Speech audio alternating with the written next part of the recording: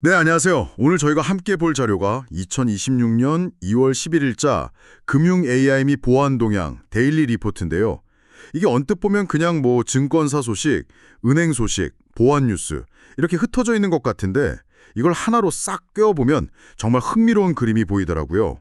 오늘의 미션은 바로 그 그림을 찾아보는 겁니다. 그러니까 최첨단 AI 기술이 막 금융의 미래를 이야기하는 바로 이 순간에 왜 우리는 여전히 가장 인간적인 문제들, 뭐 사기나 인력 유출 같은 구멍에 발목을 잡히고 있는지 이 기묘한 부조화의 본질을 한번 파헤쳐 보겠습니다. 네, 맞습니다. 이 리포트가 마치 뭐랄까 금융이라는 거대한 건물의 설계도랑 현장 감리 보고서를 동시에 보는 듯한 그런 느낌을 줘요. 한쪽에서는 AI라는 정말 눈부신 신기술로 더 높고 화려한 층을 막 쌓아 올리고 있는데 다른 한쪽에서는 그 건물의 기초, 그러니까 사람과 시스템이라는 기반에 균열이 생기고 있다는 경고등이 계속 깜빡이는 거죠. 오늘 저희는 이 두 가지 상반된 흐름이 그냥 따로 노는 게 아니라 어떻게 서로 영향을 주고받는지 그 역학관계를 좀 깊이 들여다보려고 합니다. 좋습니다. 그럼 그 균열, 어쩌면 가장 우려스러운 이야기부터 시작해보죠. 금융감독원의 IT 전문 인력 유출 문제. 이게 그냥 몇몇 직원이 이직했구나 이런 수준의 뉴스는 아닌 것 같아요. 금융 범죄를 잡아야 할 국가기관의 최고 전문가들이 거꾸로 그 감독 대상인 빗썸이나 쿠팡 같은 빅테크 기업으로 옮겨가고 있다는 거잖아요. 이건 뭐 거의 고양이한테 생선 가게를 맡기는 것도 아니고요. 대체 왜 이런 일이 벌어지는 걸까요? 혹시 보상하고 문화의 차이겠죠? 공공기관의 좀 경직된 조직 문화나 연봉 테이블로는 민간 기업, 특히 성과에 따라서 파격적인 보상을 주는 빅테크의 그 인재 흡입력을 당해낼 수가 없는 겁니다. 근데 진짜 문제는 그 결과예요. 이걸 안보의 관점에서 봐야 합니다. 안 보여? 네, 미래의 금융범죄는 점점 더 고도화된 기술을 쓸 텐데 방패를 만들어야 할 최고의 대장장이들이 전부 창을 만드는 쪽으로 가버린 셈이니까요. 규제기관이 기술을 이해하는 속도가 범죄자들이 기술을 악용하는 속도를 못 따라가는 거죠. 이른바 규제의 지체 현상이 심화될 수밖에 없습니다. 규제의 지체라. 듣기만 해도 좀 아찔하네요. 결국엔 규제 당국이 본인들이 뭘 감독해야 하는지조차 모르는 상황이 올 수도 있다는 거군요. 마치 심판이 선수들의 플레이를 전혀 이해하지 못하는 경기처럼요. 정확합니다. 그렇게 되면 아무리 좋은 규제나 시스템을 들여와도 소용이 없게 되죠. 시스템을 운영하고 허점을 찾아낼 사람이 없으니까요. 금융 시스템 전체의 신뢰도를 떠받치는 기둥 하나에 금이 가기 시작했다. 뭐 이렇게 봐도 과언이 아닙니다. 이 인력 유출은 그 균열이 벌어지는 소린 셈이죠. 사람으로 인한 문제는 여기서 그치지가 않죠. 리포트를 보니까 금융사기수법이 정말 혀를 내두를 정도로 진화하고 있어요. 이번엔 약국을 상대로 제세동기 문의를 하는 척 접근하는 신종 보이스피싱이 등장했다고요. 약사님들의 그 선한 마음, 응급 상황에 대한 직업적 책임감을 역이용하다니. 이건 정말 악질적이네요. 바로 그 지점이 무서운 겁니다. 사기수법이 단순히 시스템의 허점을 노리는 걸 넘어서서 이제는 인간 심리의 가장 깊은 곳, 특정 직업군의 윤리의식까지 파고들고 있다는 거죠. 돈을 보내라 이런 무식한 방식이 아니라 도와달라는 식으로 접근해서 경계심을 무너뜨리는 겁니다. 이건 기술만으로는 절대 막을 수가 없는 영역이에요. 그래서 곧 있을 설 연휴를 앞두고 보이스피싱 예방 10계명 같은 어떻게 보면 좀 아날로그적인 캠페인이 여전히 중요한 거고요. 그런데 외부의 공격만 있는 게 아니더라고요. 내부에서 골마 터진 문제도 있었습니다. 인카금융 충주지점이 치과랑 짜고 20억 원 규모의 보험 사기를 저질렀다는 사건. 이건 정말 충격적입니다. 시스템을 누구보다 잘 아는 내부자가 범죄에 가담했다는 거잖아요. 이건 외부 해킹보다 훨씬 막기 어려운 거 아닌가요? 훨씬 어렵죠. 외부 공격은 뭐 방화벽이라도 세울 수 있지만 내부자의 공모는 시스템 자체를 신뢰할 수 없게 만드니까요. 자, 보세요. 금감원의 인력 유출, 심리를 파고드는 보이스피싱, 그리고 내부 공모형 보험 사기. 이 세 사건이 다 다른 곳에서 일어났지만 결국 하나의 결론을 향하고 있습니다. 최첨단 금융의 시대에도 가장 큰 리스크는 코드 몇 줄이 아니라 바로 사람의 마음이라는 걸요. 그렇게 듣고 보니 정말 그렇네요. 결국 전부 사람의 욕심, 사람의 선의, 또 사람의 배신에서 비롯된 문제들이군요. 이런 근본적인 인간의 문제를 보고 있으면 차라리 기술이 해결책이 될 수 있지 않을까 하는 생각마저 들어요. 이 리포트도 그런 가능성을 보여주는 것 같은데 AI가 이런 문제들에 대한 해답이 될 수 있을까요? 흥미로운 질문입니다.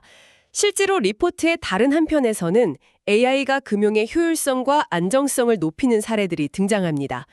예를 들어서 증권사들이 AI를 활용해서 개인 투자자들한테 맞춤형 투자 정보를 제공하는 걸 볼 수 있죠. 과거에는 정말 소수의 자산가나 기관 투자자만 접근할 수 있었던 고급 분석 리포트를 이제는 AI 챗봇이 일반 투자자들을 위해서 실시간으로 요약해주고 설명해주는 시대가 된 겁니다. 정보의 비대칭성이 크게 해소되고 있는 거죠. 실제로 돈이 몰리는 걸 보면 시장의 반응을 알 수 있죠. 신한투자증권의 신한프레미어 발행하음 특판 상품이 단기간에 완판되었다는 소식이 있는데 이것도 그냥 우연은 아닐 겁니다. 분명 고객 데이터를 정교하게 분석해서 이 상품을 가장 필요로 할 사람에게 가장 적절한 타이밍에 제시하는 그런 AI 기반 마케팅 기술이 뒤에 있었을 거예요. 바로 그 지점입니다. AI가 생산성을 높이고 새로운 시장을 창출하는 강력한 엔진이 될 수 있다는 걸 명확히 보여주는 사례들이죠. 금융사고를 사전에 예측하고 차단하는 FDS, 그러니까 이상거래 탐지 시스템에도 AI 기술이 핵심적인 역할을 하고 있고요. 하지만 여기서 동전의 반대편을 봐야 합니다. 이 리포트가 바로 옆 페이지에서 미국 금융서비스 관련 주가가 급락했다는 소식을 전하고 있거든요. 그 이유가 뭔지 아십니까? 바로 AI가 인간의 일자리를 대체할 것이라는 공포 때문이었습니다. 잠깐만요. 정말 아이러니하네요. 한쪽에서는 AI 기술 덕분에 증권사가 돈을 벌었다는 소식이 나오고 바로 다른 한쪽에서는 AI 때문에 금융맨들의 일자리가 사라질까 봐 주가가 폭락했다고요? 같은 AI를 두고 이렇게 극단적인 반응이 동시에 나온다는 게. 그렇죠. 이것이 바로 현재 금융시장이 마주한 AI의 양면성, 거대한 딜레마입니다. AI는 혁신을 통한 성장의 아이콘인 동시에 대규모 실업과 불안을 야기하는 파괴의 상징이기도 한 거죠. 시장 참여자들이 AI의 잠재력을 보면서 환호하는 동시에 그 파괴적인 힘 앞에서 본능적인 공포를 느끼고 있다는 증거입니다. 이 기대와 공포 사이의 팽팽한 줄다리기가 앞으로 금융시장의 방향을 결정하게 될 겁니다. 그렇다면 이 줄다리기 속에서 살아남기 위해 금융기관들은 어디에 집중해야 할까요? 그냥 단순히 더 똑똑한 AI 모델을 사오면 되는 걸까요? 리포트는 그 질문에 대해 아주 중요한 방향을 제시합니다.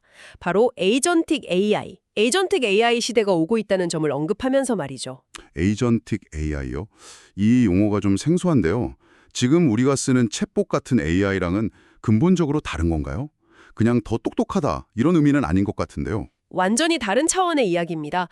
지금까지의 AI가 주로 정보를 분석하고 우리에게 선택지를 제안하는 똑똑한 조언자였다면 에이전틱 AI는 우리의 목표를 이해하고 스스로 계획을 세우고 우리를 대신해서 직접 행동까지 하는 자율적인 대리인에 가깝습니다. 행동까지요? 네, 예를 들면 지금은 AI한테 어떤 주식이 유망해? 라고 물어보지만 에이전틱 AI 시대에는 내 은퇴 자금을 연 8% 수익률로 환경을 파괴하지 않는 기업에만 투자해서 운용해줘 라고 위임하면 AI가 알아서 시장을 분석하고 주식을 사고 팔고 리밸런싱까지 하는 시대가 온다는 뜻이죠.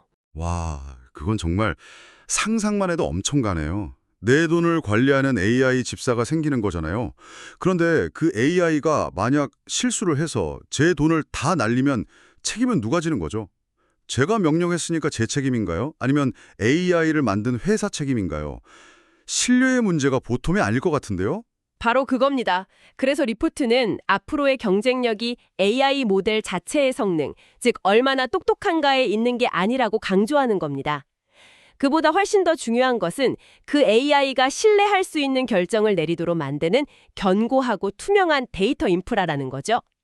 쓰레기 데이터를 넣으면 쓰레기 결과가 나온다는 말처럼 아무리 뛰어난 AI라도 엉터리 데이터를 기반으로 하면 엉터리 결정을 내릴 수밖에 없어요. 결국 미래 금융의 핵심 경쟁력은 신뢰할 수 있는 데이터를 얼마나 잘 관리하고 공급하느냐에 달리게 될 겁니다. 아, 이제야 퍼즐 조각이 좀 맞춰지는 느낌입니다.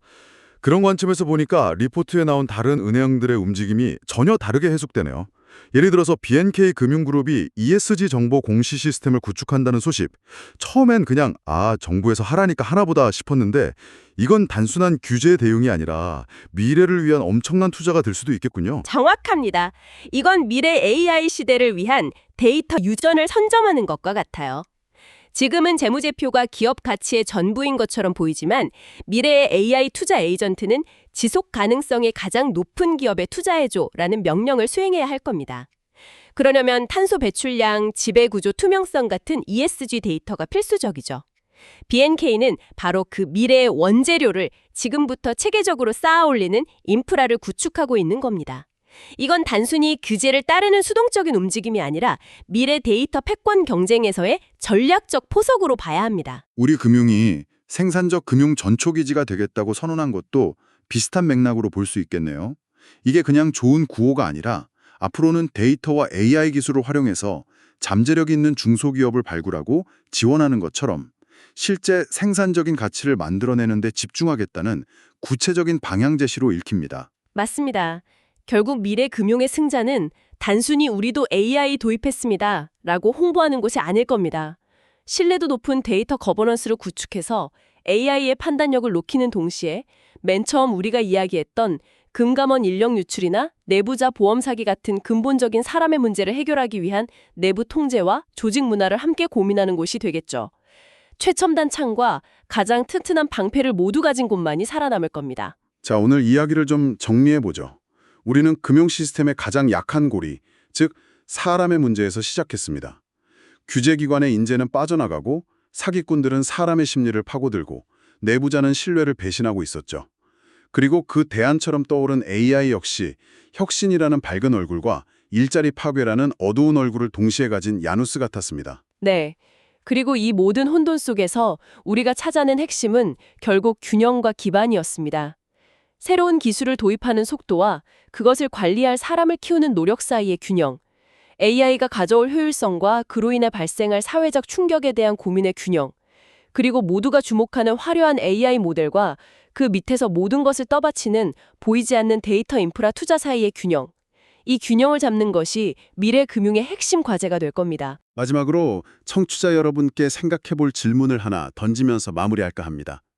오늘 우리가 이야기 나눈 에이전틱 AI는 우리를 대신해 행동하는 AI라고 했습니다. 만약 여러분의 전 재산을 관리하는 AI 에이전트가 있다고 한번 상상해 보시죠. 그런데 이 AI를 속이려는 신종 AI 사기꾼이 등장한다면 어떨까요? 인간 약사를 속였던 것처럼 여러분의 AI 에이전트가 가진 알고리즘의 특정 허점을 교묘하게 파고들어서 잘못된 투자를 하도록 유도하는 겁니다. 오늘 논의한 것처럼 규제기관의 전문 인력은 부족하고 인간을 노리는 사기가 여전한 현실에서 내 AI를 지키기 위한 새로운 종류의 금융감독 체계와 우리 각자의 디지털 보안 습관은 어떤 모습이어야 할까요?